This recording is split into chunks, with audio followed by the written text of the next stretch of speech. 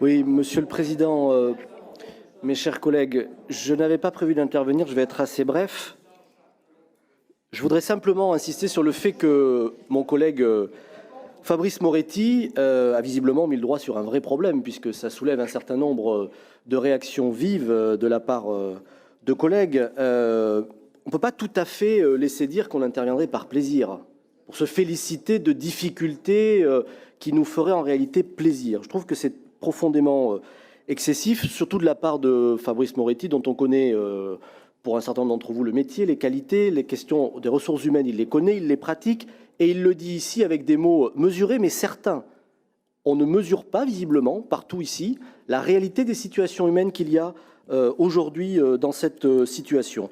Par ailleurs, il n'était pas élu au moment où M. Chausset évoque la question des économies qui ont été faites. Ça s'appelle une tentative de diversion, Gérard. C'est bien essayé. On vient reparler du passé pour mieux...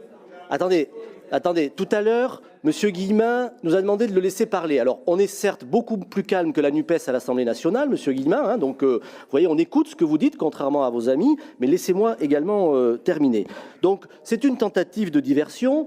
Et en réalité, la question n'est pas une question de rémunération. Pourquoi ces gens ne sont pas contents? Pourquoi ces gens manifestent? On sait très bien qu'aujourd'hui, le travail, ce n'est pas qu'une question de rémunération, c'est aussi une question de sens. Et pourquoi nous intervenons ici, je le répète, sans aucun plaisir, et c'est un peu facile de nous dire « Ah ben écoutez, c'est pas facile quand même, vous devriez être un petit peu plus tolérant et indulgent ». J'ai souvenir aussi de grandes mutations de ressources humaines, notamment pendant la métropolisation, où rien, et c'était moins grave, ne nous était passé. C'est donc notre rôle aujourd'hui d'alerter, de signaler, de proposer. Souffrez que de temps en temps, nous ne soyons pas d'accord avec vous.